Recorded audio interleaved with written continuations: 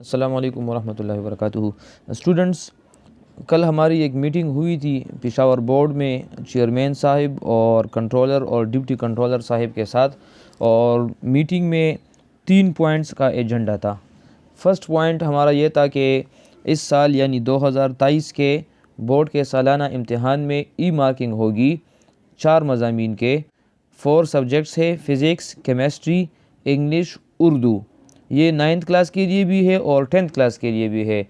ई marking यानी ये 4 subjects आप लोगों के इलेक्ट्रॉनिकली चेक होंगे। कैसे चेक होंगे वो डिटेल के साथ इस वीडियो में इंशाल्लाह हम डिस्कस करेंगे।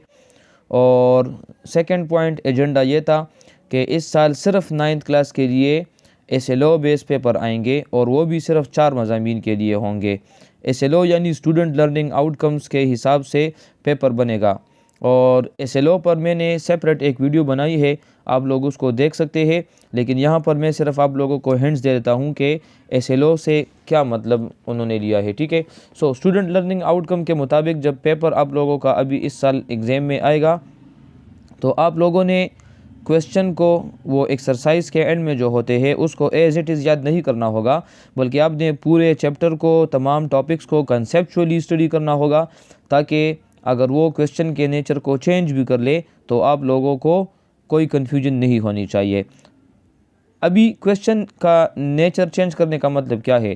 क्वेश्चन में आप लोगों से अभी यूजेस के बारे में पूछ सकते हैं, एप्लीकेशंस के बारे में पूछ सकते हैं, वाई एंड हाउ ये क्वेश्चंस में आ सकते हैं। वो किस्सा नहीं होगा कि डिफ़ाइन कर दे या एक्सप्लेन कर दे, नहीं। इन लिस्ट का लफ्ज़ आ सकता है, मेंशन का लफ्ज़ आ सकता है, ठीक है, एलेबोरेट का लफ्ज़ आ सकता है। तो इस किस्म के क्वेश्चंस को आप लोगों ने पहले से ही अपने आप को तैयार रखना होगा। और तीसरा पॉइंट एजेंडा मुतालिया कुरान का था। सो इस साल एग्ज़ाम में 3 नई बातें होगी।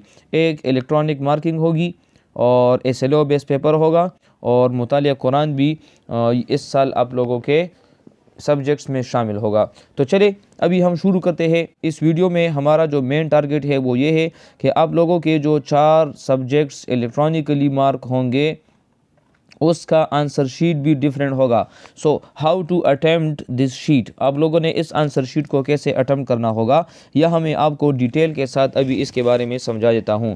सो आप लोगों ने वीडियो को आखिर तक देखना है ताकि आप लोगों को बिल्कुल ये क्लियर हो जाए और समझ आ जाए कि आप लोग पेपर को कैसे अटेम्प्ट करेंगे और कोई गलती वहाँ पर आप लोगों से फिर ना हो, ठीक है। सो लोगों ने ऐसे अटेम्प्ट करना है। देखिए, सबसे पहले तो आप लोगों ने रोल नंबर लिखना है। तो यहाँ पर इन्होंने एक एग्ज़ाम्पल भी दिया है।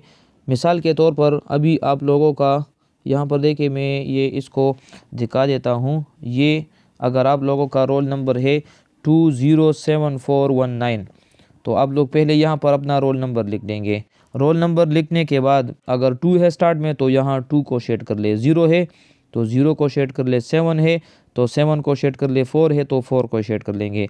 तो यहाँ जो भी रोल नंबर होगा उन्हीं डिजिट्स को नीचे आप लोगों ने क्या करना होगा, शेड भी करना होगा, ठीक है। अगर इस तरतीब के साथ आप लोग अपना रोल नंबर लिखेंगे तो ये ठीक होगा, और अगर इस अंदाज से लिखेंगे तो ये फिर गलत होगा। यहाँ पर लिखा है कि इनकरेक्ट वे, अगर टिक लगाएंगे गलत होगा, इस तरह शेड करेंगे गलत होगा, इनकम्प्लीट सर्कल को फिल करेंगे तो ये भी गलत कंसिडर होगा। ये तो रोल नंबर लिखने का तरीका हो गया है। रोल नंबर लिखने के बाद आप लोगों ने यहाँ पर अभी गौर से देखना है। यहाँ पर एक लाइन है और इस लाइन पर यहाँ पर इन्होंने लिखा भी है कि इस लकीर के ऊपर किसी किस्म की लिखाई ना करे। इस लाइन के बेटा ऊपर आप लोगों ने कुछ भी नहीं लिखना। यहाँ पर इस रीजन में आप लोगों ने कुछ भी नहीं लिखना। यहाँ पर सिर्फ एग्जामिनेशन लिख दे, यानी आप लोगों का एग्ज़ाम कौन सा है, एनुअल 2022 है या कौन सा है। यहाँ पर डेट लिख दे। यहाँ पर ये क्लास पहले से मार्क होगा। अगर 9th में है आप लोग तो यहाँ पर 9th लिखा होगा, 10th में है तो 10 लिखा होगा। यहाँ पर लिखा है फिल सब्जेक्ट, तो यहाँ पर आप लोगों ने अगर इंग्लिश पेपर सॉल्व करना है तो इंग्लिश को फिल कर ले, केमिस्ट्री है तो केमिस्ट्री, फ़िज़िक्स है तो फ़िज़िक्स। अभी आप लोगों के जहन में एक सवाल पैदा होगा कि सर यहाँ पर तो उर्दू मेंशन नहीं है, हालांकि उर्दू का भी इलेक्ट्रॉनिक शीट होगा। तो बेटा ये चूँकि ये तीनों इंग्लिश में पेपर अटैम्प्ट होते हैं तो ये लेफ़्ट हैंड साइड वाला पेपर है, तो यहाँ पर सिर्फ 3 मेंशन है। उर्दू के लिए वो राइट हैंड साइड से शुरू होगा, तो वहाँ पर यहाँ सिर्फ उर्दू होगा, तो आप लोग फिर उर्दू को फिल करेंगे, ठीक है। अच्छा, यहाँ पर लिखा है कि आप लोगों ने इसके अलावा यहाँ पर देखिए हमने सिर्फ सब्जेक्ट मेंशन किया है, एग्ज़ामिनेशन, डेट और रोल नंबर। बाकी इन 4 चीज़ों को तमाम पेपर में किसी भी जगह पर आप लोगों ने कुछ भी नहीं लिखना। ना किसी जगह पर आप लोगों ने अपना नाम लिखना है, ना रोल नंबर लिखना है, ना पेपर के अंदर कुछ करना है, ठीक है। उसकी वजह से आप लोगों के मार्क्स कट सकते हैं। यहाँ पर है सिग्नेचर ऑफ सुपरिटेंडेंट, ठीक है। यहाँ पर सुपरिटेंडेंट साहब यहाँ पर सिग्नेचर करेंगे। फिर लिखा है कि इस लकीर के नीचे लिखाई मना है, और इस लाइन के नीचे भी आप लोगों ने यहाँ पर कुछ भी नहीं लिखना, ठीक है। यहाँ पर अभी देखिए तालिब इल्मों के लिए हिदायत है कि आप लोगों ने किन किन बातों का ख्याल रखना होगा। सो मैं आप लोगों को ये तमाम हिदायत अभी बता देता हूँ, और आप लोगों ने अपने जहन में इन हिदायत को बिठा भी देना है, ताकि फिर आप लोग वहाँ पर, इतना टाइम तो नहीं होता कि आप लोग बैठ कर ये तमाम हिदायत वहाँ पर पढ़ेंगे। पहले पॉइंट में इन्होंने लिखा है कि दायरे भरने के लिए सिर्फ काले बॉल पेन का इस्तेमाल करें। मार्कर, पेंसिल या इंक पेन का हरगिज़ इस्तेमाल ना करें। बेटा अपने जहन में बिठा ले, इस साल इन 4 पेपर्स में खुसूसन आप लोगों ने मार्कर को, पेंसिल को या इंक वाले पेन को या हाइलाइटर वगैरह को बिल्कुल भी नहीं इस्तेमाल करना। बाद स्टूडेंट्स के जहन में होता है कि सर हमने तो हेडिंग्स देनी होगी, और हेडिंग्स के लिए तो हम ज़रूर मार्कर इस्तेमाल करते हैं। तो बिल्कुल बेटा आप लोगों ने मार्कर्स को भी इस्तेमाल नहीं करना होगा हेडिंग्स के लिए। क्योंकि आपके इन 4 पेपर्स को वो लोग स्कैन करेंगे तो इसका इमेज वो स्क्रीन को जाएगा, और स्क्रीन पर जैसे ही वो स्कैन होगा तो आप लोगों के सारे कलर्स भी गायब हो जाएंगे, सिर्फ ब्लैक एंड वाइट नज़र आएगा। सो कलर्स देने की कोई भी ज़रूरत नहीं होगी और ना उसका फ़ायदा होगा, ठीक है। तो आप लोगों ने सिर्फ ब्लू या ब्लैक बॉल पॉइंट को इस्तेमाल करना होगा।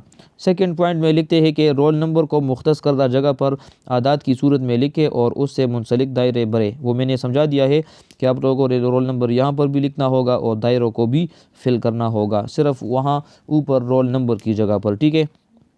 फिर लिखते हैं कि हर सेक्शन बी के हर सवाल के जवाब के लिए 1 सफ़हा मुख्तस किया गया है, और सेक्शन सी के हर सवाल के लिए 4 सफ़हात मुख्तस किए गए हैं।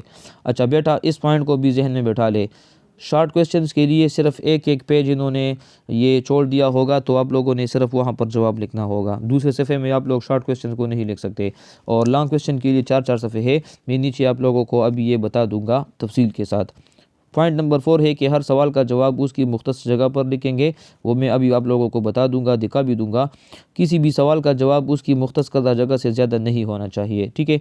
और कोई सवाल ना करने की सूरत में मुख्तस की गई जगह को खाली छोड़ दे और किसी भी किस्म का निशान या क्रॉस ना लगाए। देखिए बेटा ये है शॉर्ट क्वेश्चन नंबर 1 के लिए पेज। यहाँ पर आप लोगों ने शॉर्ट क्वेश्चन नंबर 1 को करना होगा यहाँ पर, ठीक है। यहाँ से लेकर यहाँ तक सिर्फ ये जगह है, सिर्फ इसी जगह पर आपने क्वेश्चन को ख़त्म भी करना होगा। नेक्स्ट पेज इसके लिए नहीं है। अगर आपको क्वेश्चन नंबर 1 नहीं आता तो इसको खाली छोड़ दे। अगर आपने क्वेश्चन 2 को अटैम्प्ट करना है, सिर्फ यहाँ पर क्वेश्चन 2 को आप अटैम्प्ट कर सकते हैं, क्योंकि यहाँ ऊपर लिखा है कि this place is for just question number 2। और अगर नहीं आता तो इसको खाली छोड़ दे। क्रॉस वगैरह बिल्कुल भी नहीं लगाना, क्रॉस लगाएंगे तो आपसे नंबर काटे जाएंगे। ये है क्वेश्चन नंबर 3 के लिए जगह, ये है क्वेश्चन नंबर 4 के लिए, ये क्वेश्चन नंबर 5 के लिए, और ये क्वेश्चन नंबर 6 के लिए। 7, 8, 9, 10, 11, 12 शॉर्ट क्वेश्चंस होते हैं। तो शॉर्ट क्वेश्चंस के लिए अपना अपना पेज है, सिर्फ वही उसी पेज पर आप लोगों ने जवाब को लिखना होगा। यहाँ बेटा अभी लिखा है कि सेक्शन सी, अभी सेक्शन सी शुरू हो गया है। सेक्शन सी के लिए हर एक लॉन्ग क्वेश्चन के लिए 4 सफ़े होंगे। सो यहाँ पर आप लोग देखें, यहाँ पर लिखा है पेज 1 of 4, यानी 4 सफ़हात में से ये पहला सफ़ा है। अभी यहाँ पर इसको आप लोग छोड़ दे कि लिखा है कि स्टार्ट ऑफ क्वेश्चन 12। ये बोर्ड वालों से गलती हुई है, इनको अभी बोर्ड वालों ने करेक्ट किया है, ठीक है। ये चूँकि ओल्ड शीट है तो इनमें यहाँ पर मिस्टेक थी, अभी नई शीट्स में ये मिस्टेक नहीं होगी जब आपको वो देंगे।